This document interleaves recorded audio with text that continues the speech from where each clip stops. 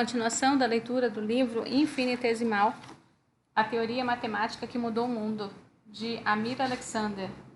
Uma paixão pelo paradoxo. Na verdade, havia diferenças importantes entre as abordagens de Cavalieri e de Torricelli quanto aos infinitesimais. A mais crítica no método de Torricelli, todas as retas indivisíveis tomadas em conjunto realmente formavam a superfície de uma figura e todos os planos indivisíveis efetivamente compunham o volume de um sólido.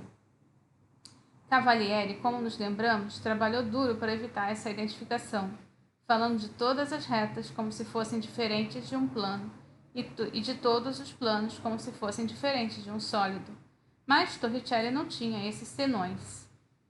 Nas suas provas, ele passava diretamente de todas as retas para a própria reta e de todos os planos para o próprio volume, sem se incomodar com as sutilezas lógicas que tanto preocupavam o matemático mais antigo.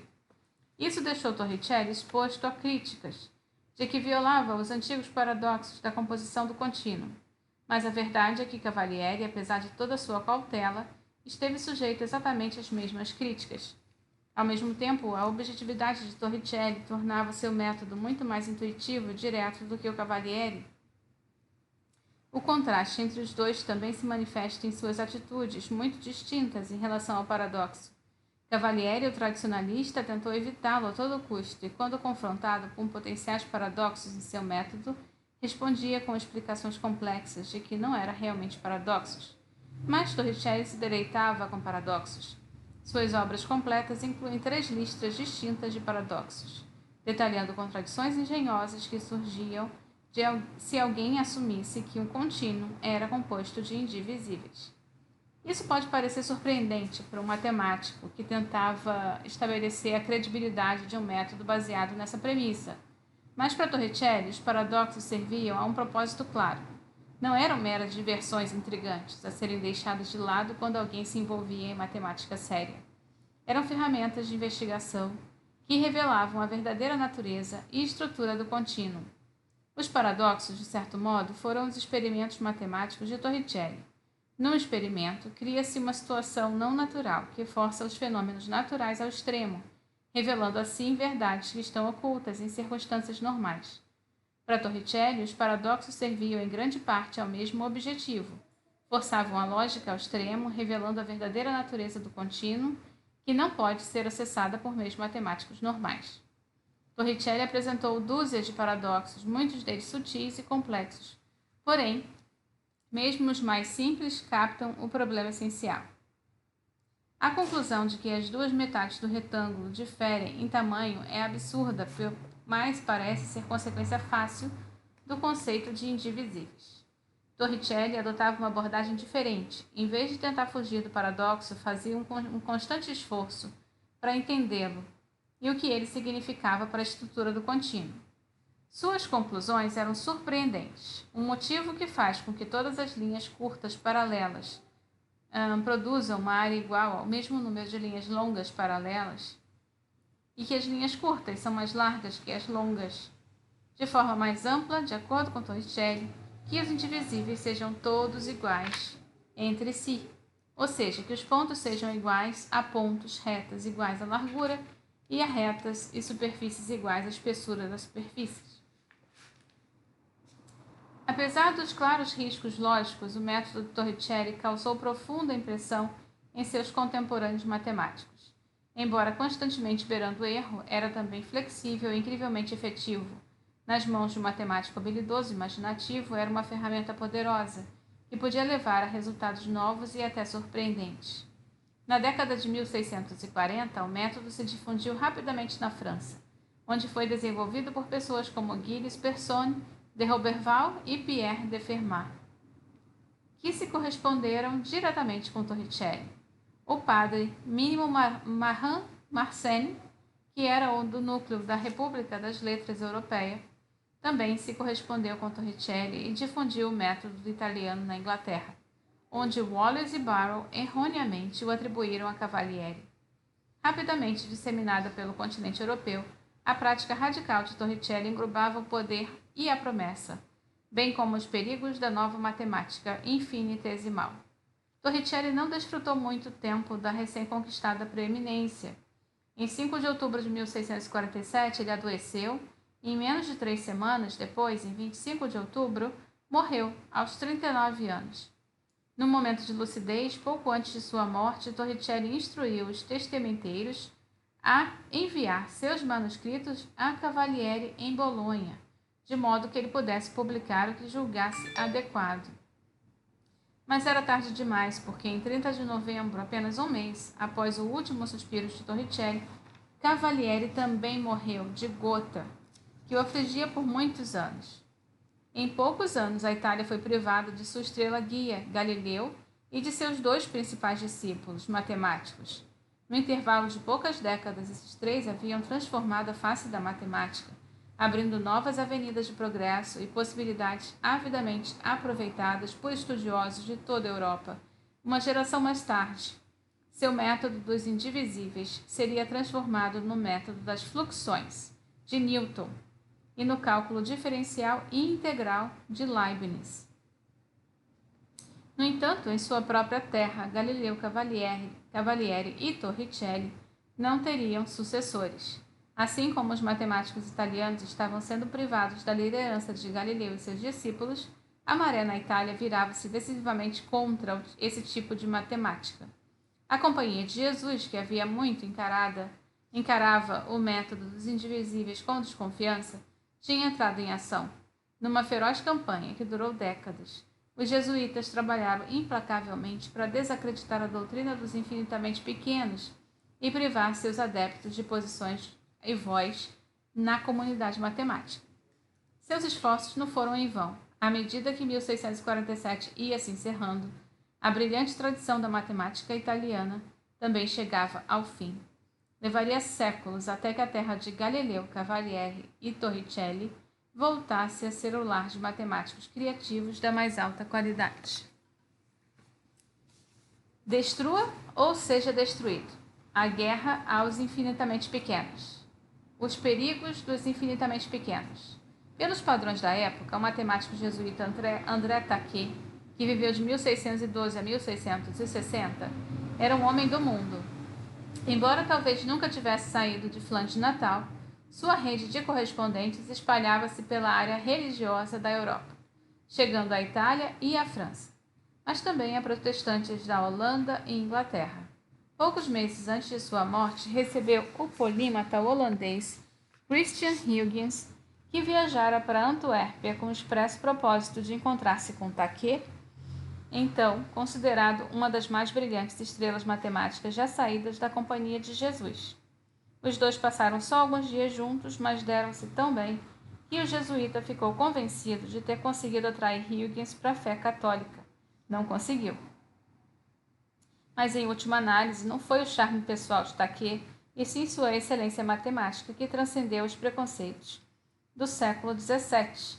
Na Inglaterra, Henry Oldenburg, secretário da Royal Society de Londres e nada amigo dos jesuítas, passou tanto tempo descrevendo o livro Ópera Matemática de Taquet na reunião da Sociedade em janeiro de 669, que sentiu obrigado a desculpar-se perante os colegas por abusar da paciência deles. Mas insistia ele, aquele era um dos melhores livros de matemática já escritos. O crédito de Taquet para a fama matemática residia principalmente no seu livro de 1651, Cylindricorum et Annularium Libri 4, 4 livros sobre cilindros e anéis, no qual mostrava domínio completo de todo o arsenal matemático disponível na época.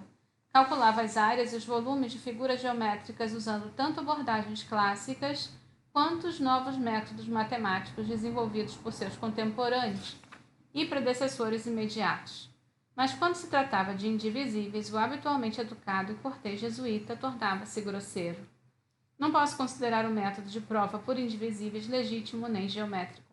Muitos geômetras concordam que uma linha é gerada pelo movimento de um ponto, uma superfície por uma linha em movimento, um sólido por uma superfície. Mas uma coisa é dizer que uma grandeza é gerada a partir do movimento de um indivisível. Outra coisa muito diferente é dizer que ela é composta de indivisíveis. A verdade da primeira é totalmente estabelecida e a outra fez guerra à geometria em tal medida que, se não é para destruí-la, ela precisa ser destruída. Ela própria. Destrua ou seja destruído. Estes eram os riscos quando se tratava de infinitesimais, segundo Taquet. Palavras realmente fortes, mas para um contemporâneo matemático flamengo não surpreendiam tanto assim. Taquet, afinal, era jesuíta e os jesuítas estavam engajados numa campanha constante e sem tréguas para realizar precisamente o que Taquet advogava: eliminar da face da terra a doutrina de que um contínuo é composto de indivisíveis. Caso os indivisíveis prevalecessem, temiam eles, as baixas seriam não só matemáticas, mas roeria o próprio ideal que animava toda a empreitada da Companhia de Jesus. Quando os jesuítas falavam de matemática, eles referiam-se à geometria euclidiana, como ensinara Padre Clávio. A geometria euclidiana era a corporificação da ordem. Suas demonstrações começavam com premissas universais autoevidentes e avançavam logicamente passo a passo para descrever relações fixas e necessárias entre objetos geométricos. A soma dos ângulos de um triângulo é sempre igual a dois ângulos retos. A soma dos quadrados dos dois lados mais curtos de um triângulo retângulo é igual ao quadrado do lado mais longo, e assim por diante. Essas relações são absolutas e não podem ser negadas por nenhum ser racional. E assim, começando com Clávio e durante os 200 anos seguintes, a geometria formou o núcleo da prática matemática jesuíta. Mesmo no século XVIII, quando o rumo da matemática superior afastou-se decisivamente da geometria, encaminhando-se para novos campos da álgebra e da análise, os matemáticos jesuítas mantinham-se firmemente apegados à prática da geométrica. Esse era o marco inconfundível da escola matemática jesuíta. Se a teologia e outros campos do conhecimento pudessem replicar a certeza da geometria euclidiana, acreditavam eles, seguramente todo o conflito chegaria ao fim. A reforma, todo o caos, a subversão que dele influíam, jamais teriam fincado raízes num mundo como aquele. Essa visão de ordem eterna era para os jesuítas a única razão que justificava o estudo da matemática. De fato, como Clávio nunca se cansou de argumentar com seus colegas céticos, a matemática corporificava os mais elevados ideais da companhia, e graças a seus esforços as portas se abriram nas instituições jesuítas para que esse campo fosse estudado e cultivado. No fim do século XVI, a matemática tornara-se uma das disciplinas mais prestigiosas no Colégio Romano e em outras escolas da ordem. Assim como a geometria euclidiana representava para a companhia o melhor e mais elevado grau possível da matemática, o novo método dos indivisíveis, advogado por Galileu, e seu círculo era exatamente o oposto. Enquanto a geometria começava com princípios universais inatacáveis, a nova abordagem começava com uma intuição não confiável sobre a matemática de base.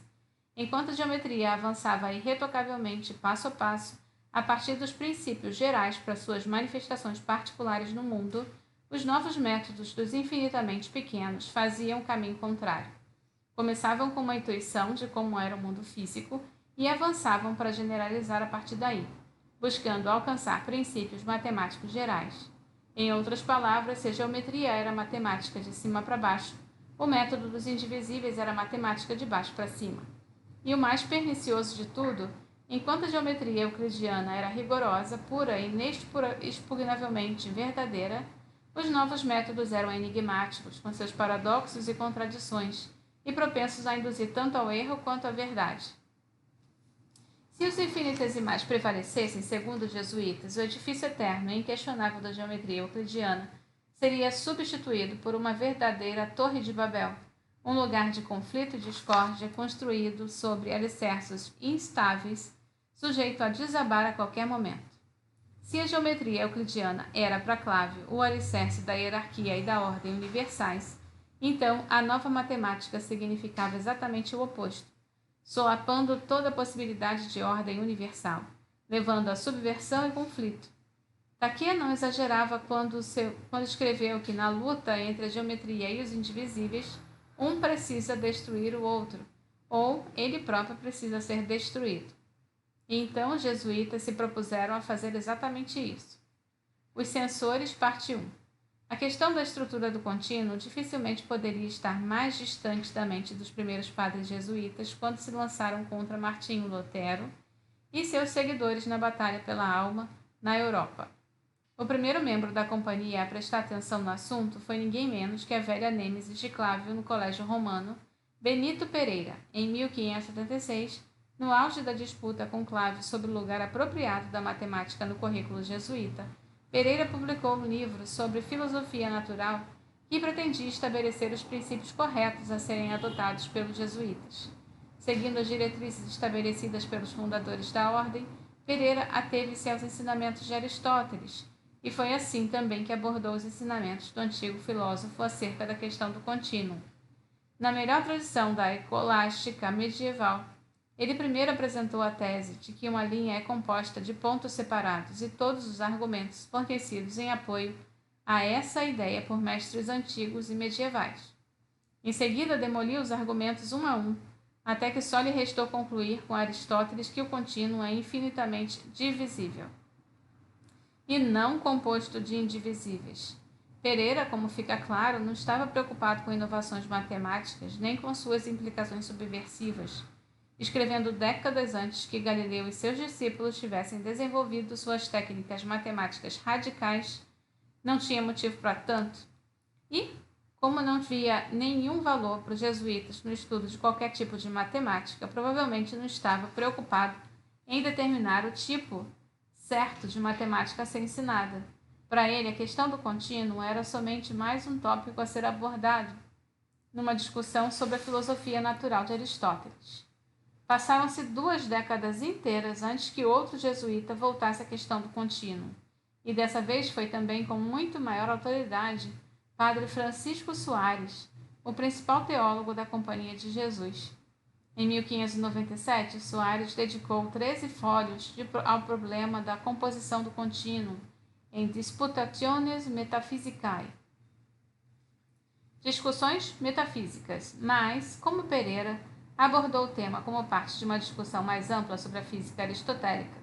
A diferença de Pereira, porém, o grande teólogo não rejeita peremptoriamente a noção de que o contínuo é composto de indivisíveis. Admitindo que se trata de um problema difícil, abandona qualquer esperança de certeza e busca apenas uma resposta que pareça verdadeira.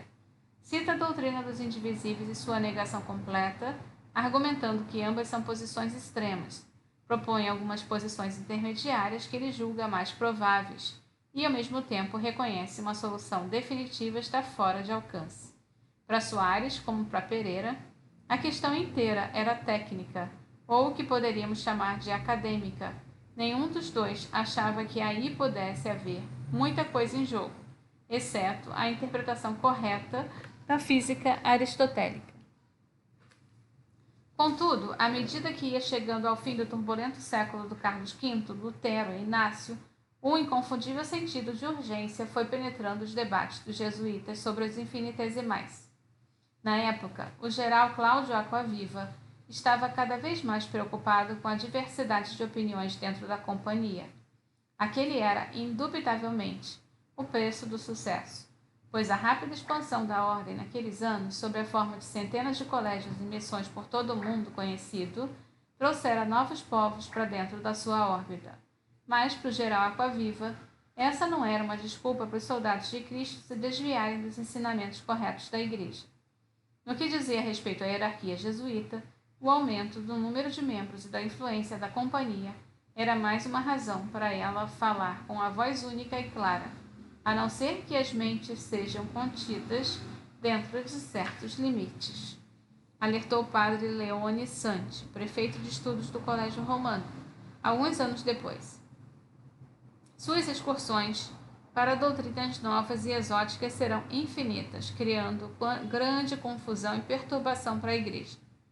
A fim de impedir isso, o Geral Superior instituiu em 1601 um departamento formado por 5 revisores gerais do Colégio Romano, com o poder de censurar qualquer coisa lecionada nas escolas da companhia, em qualquer lugar do mundo, ou publicada sob a égide da ordem.